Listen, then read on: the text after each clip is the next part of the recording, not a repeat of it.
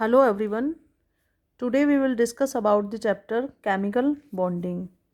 सबसे पहले आपको पता होना चाहिए कि केमिकल बॉन्ड क्या होता है. व्हाट इज़ केमिकल बॉन्ड, जिसको हिंदी में हम बोलते हैं आबंध, रासायनिक आबंध. जैसे कि हमारे पास दो एलिमेंट है या दो एटम है. अब दो एटम के बीच में आपने देखा होगा एक इस तरह की लाइन बनी होती है. इसको बोलते हैं हम बॉन्ड या आबंध. ये होता क्या है? वो फोर्स ऑफ अट्रैक्शन जो दो एटम्स को साथ में बांधे रखता है. The force of attraction which holds the two atom together, that is called chemical bond. यानी दो एटम्स को जो जोड़े रखे. अब मान लो मैं टीचर हूँ तो आप लोगों को क्या जोड़े हुए हैं मुझसे? स्टडी. तो स्टडी का क्या है हमारे बीच में? बॉन्ड. ठीक है.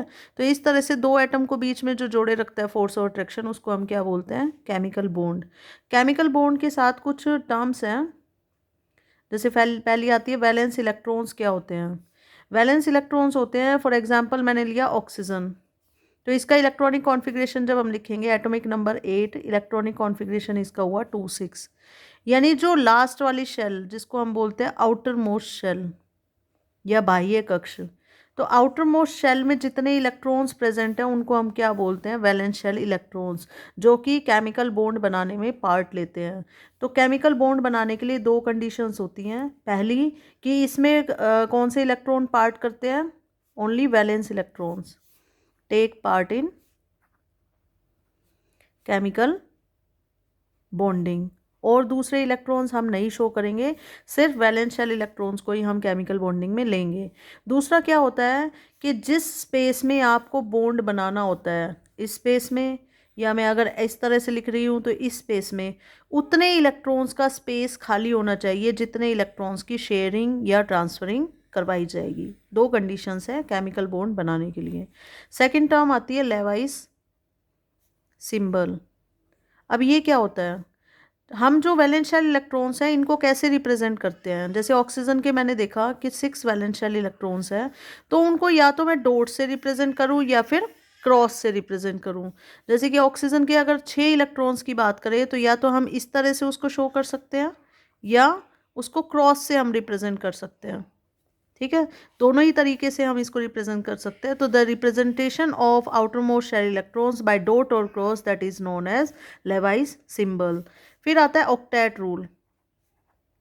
अब इस रूल के अकॉर्डिंग क्या होता है कि कोई भी एटम्स जो है वो अपनी वैलेंस शेल में 8 इलेक्ट्रॉन्स कंप्लीट करता है ताकि अपने आप को स्टेबल बना सके. एक होता है डबलेट रूल.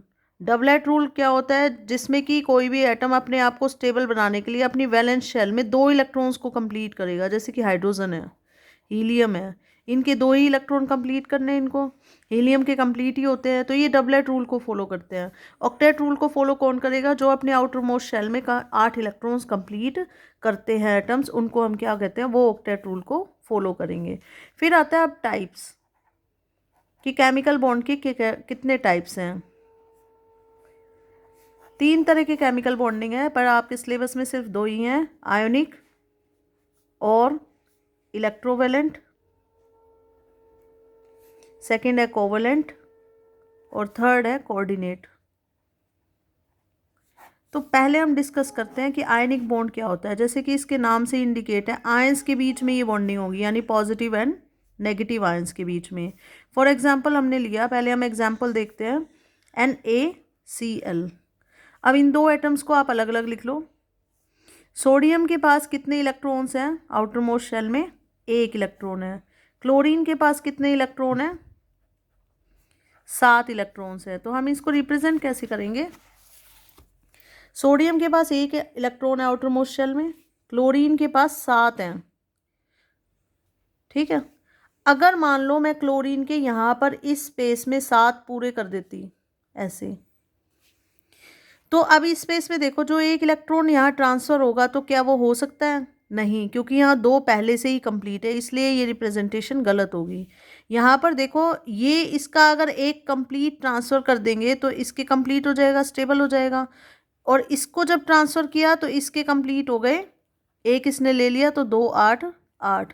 तो बॉन्डिंग का मेन पर्पस क्या होता है कि दोनों एटम्स जो है अपने आप को स्टेबल बनाए, ऐसा नहीं कि एक एटम स्टेबल हो जाए और दूसरा अनस्टेबल रहे, तो दोनों ही अपने आप को स्टेबल बनाते हैं। तो यहाँ क्या हुआ, complete transfer of electron from one atom to another atom. एक की वैलेंस शेल से दूसरे की वैलेंस शेल में इलेक्ट्रॉन ट्रांसफर हुआ है, तो इस तरह का जो बॉन्ड बनता है उसको बोलते हैं हम ionic bond. The bond form by the complete transfer of electron from one atom to another atom. ठीक है, ये हो गया हमारा NaCl का एग्जाम्पल। इसी तरह अगर मान लो दूसरी रिप्रेजेंटेशन हम ऐसे भी कर सकते हैं कि सोडियम ने एक इलेक्ट्रॉन डोनेट करके किस में कन्वर्ट हो गया, पॉजिटिव में।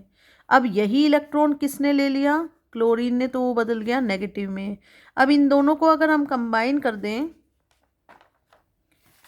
तो कंबाइन करोगे तो आप कैसे लिखोगे, सोडियम पर पॉजिटिव चार्ज आ गया प्लस क्लोरीन पर नेगेटिव चार्ज, तो ये कॉम्बिनेशन में आपके पास क्या बनेगा, Cl।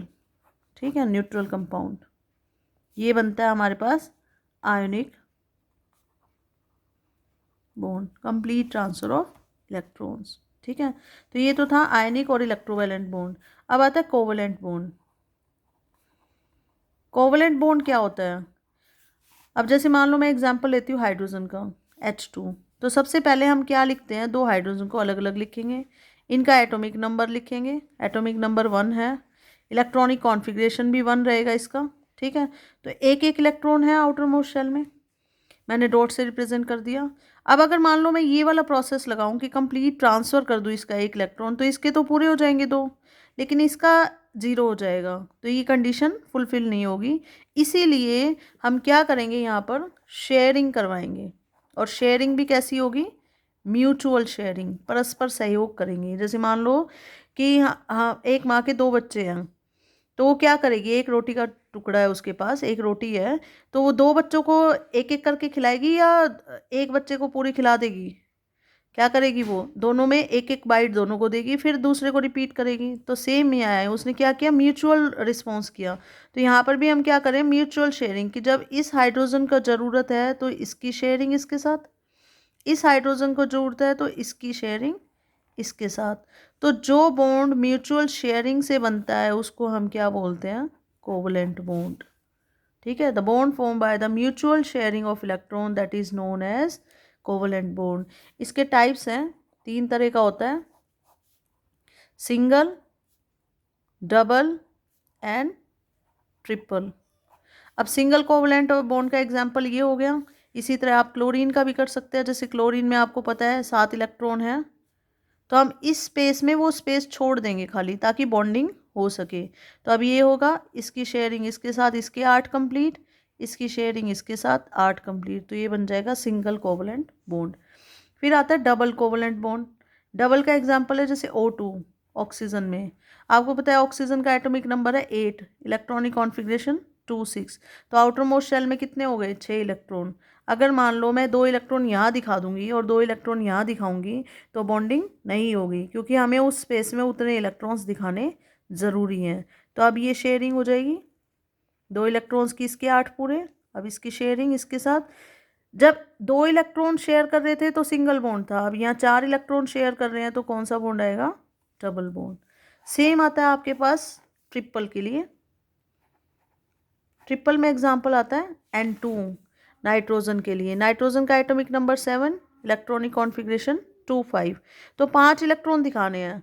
अब 5 इलेक्ट्रॉन को आप ऐसे तो नहीं दिखा सकते कि 2 यहाँ दिखा दिए, 2 यहाँ दिखा दिए, 1 यहाँ दिखा दिया, तो क्या होगा, अगर मान लो मैं ऐसे दिखाती हूँ, तो देखो इसको अगर शेयरिंग करेंगे तो कितने हुए, 7 ही हुए, तो इसलिए ये गलत है। तो हम दिखाएंगे कैसे, क्योंकि उस स्पेस में हमें कितने इलेक्ट्रॉन्स की ज़रूरत है, 3, तो पहले 3 इसी स्पेस में दिखा दो, 2 आप कहीं भी दिखा सकते हो।